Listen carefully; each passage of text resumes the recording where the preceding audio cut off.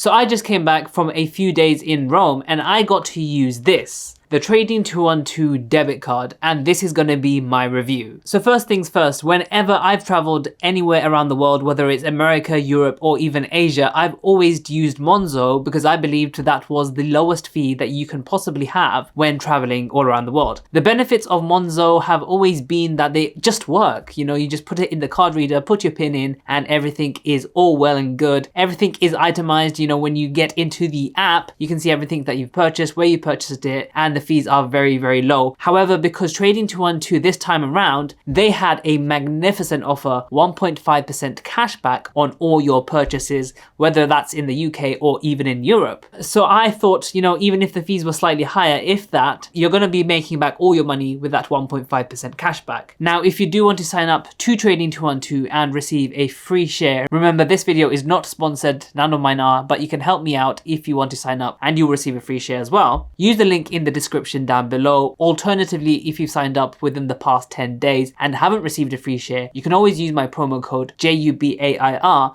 and you should receive a free share. So when you get into the Trading 212 app, I get this question too often: where on earth can I find out where to sign up to this Trading 212 card? Now, if you are like me right now on the ISA menu, you will see that there is no card menu down here. You need to press this menu over here and then scroll to your Trading 212 Invest account and go into that. Now, when you are in your Trading 212 Invest account, you can see that now magically a card icon has appeared on the screen, and you can press that, which is basically in the middle of the bottom row of buttons. Just click on that. Now you can see that I currently have one card, a MasterCard that ends in 3435, and in this video I'm going to show you what this menu looks like, all of the purchases that I have made with this card, and also show you why I didn't use my Monzo in this particular trip, and it wasn't just because of the fees or the cashback. Now, as you can see, I have quite a bit of cash in my Trading 212 Invest account. That is a personal choice that I've made, and I don't really recommend having that much cash that is not invested anyway. But that is beside the point. If you do want to top up your account, you can always press this blue button over here. Now that will let you deposit into your Trading 212 Invest account, which is your free cash, your uninvested cash, and that is what you can spend on your holidays or even in the UK. You can see that you can link with your bank transfer, so instant bank transfers or slower bank transfers, so traditional bank transfers are completely free. However, if you want to use Google Pay, just remember that after your first £2,000 of deposits, you will pay a hefty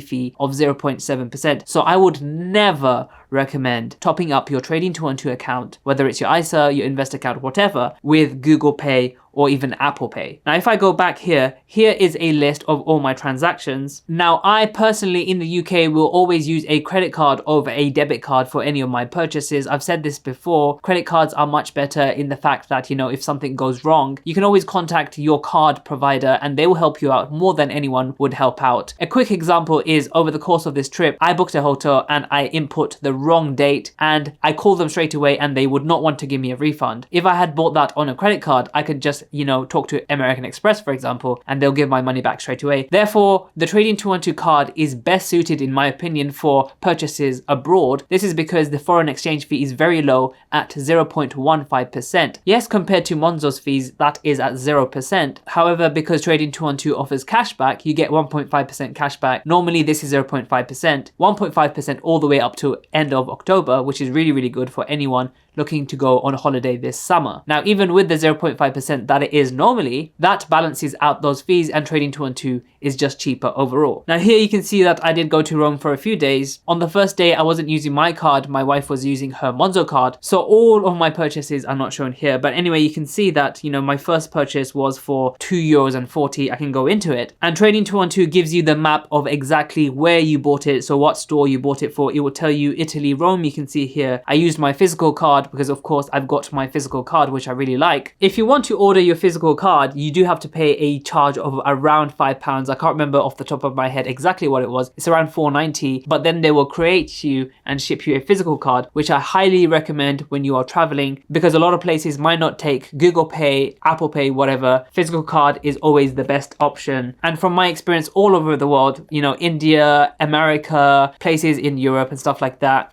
MasterCard seems to always work. Now you can also see here, it tells you the amount of cashback that you received from this purchase. So just from this purchase alone, I received 3 pence, which was really, really good. You can see the exact time when that transaction actually took place. So 7th of June, 9:48. You can see that I was charged €2.40, I think. So the exchange amount is what I paid, £2.05. You can see the exchange rate at the time. And currently the fees aren't really included because they were so low that, it didn't even round down to 1 pence. Now, if I go onto a bigger purchase, for example, when I bought my train tickets, you can again see where I bought them from. I got 45 pence back from this purchase, the timing again, and here you can see for the first time for an exchange fee of 5 pence. So for a £30.66 transaction, I paid 5 pence in fees, which I am completely okay with. If I had used this card, which is my brand new Amex card that just arrived in the post after having gone to my travels, if I had used this, for example, I would be paying around 3%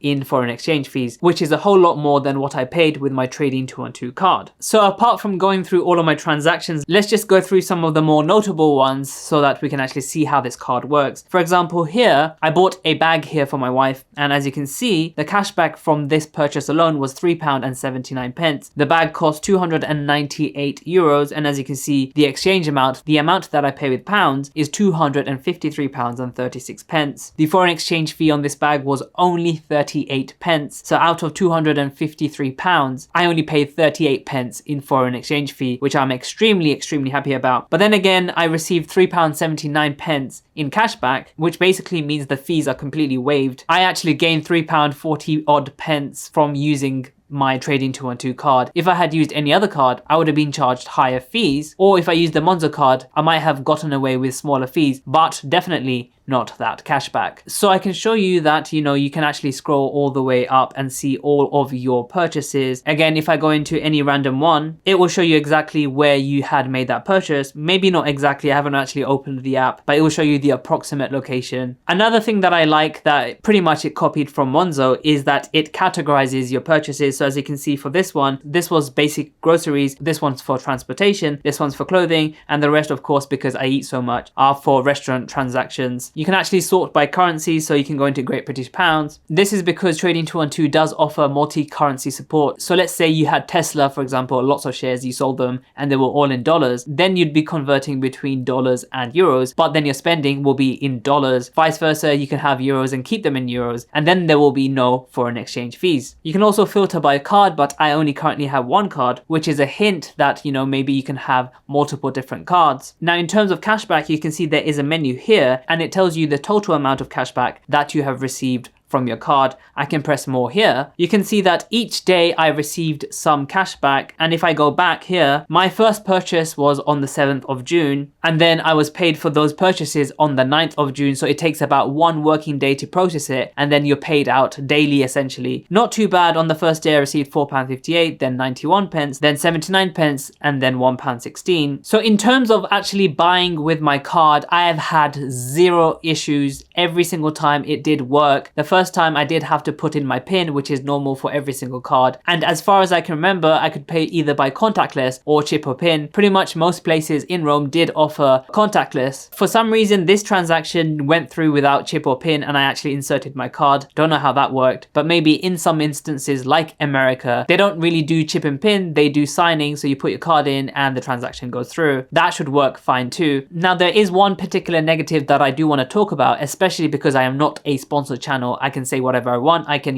talk about American Express or Monzo. But anyway, the biggest negative that I found is there is no way of managing my cash. I wish there was a pot, a holiday pot, especially because I had most of my money in cash. It was such a large amount that I had no idea how much I was spending. If I had different holiday pots, I could easily check my spending, and mentally it just makes everything easier. That, I would say, and I always have said, is the biggest disadvantage of using Trading 212 for their debit card. Now, another great advantage of having this cash, of course, is the fact that currently the uninvested cash, so any cash that you have that you're going to spend abroad or wherever, is currently receiving 5.2% as an annual equivalent rate. In terms of interest, that is also paid out daily. For example, currently I have £14,235 in free cash, and that is a daily interest of £1.97. Bear in mind that this money is stored in qualifying money market funds, so there is a tad bit of risk, although in my opinion, that is not something I ever worry about. Now, before I went on this trip, a few people did say they wanted a comparison with Monzo. However, I did try my best because at one point I did try to pay with my Monzo and this is what happened. So as you can see, I topped up my Monzo account by £50 just before I went on holiday. And if you are not familiar with Monzo, this is how it looks like. I would definitely say that Trading212 took a bit of inspiration from them.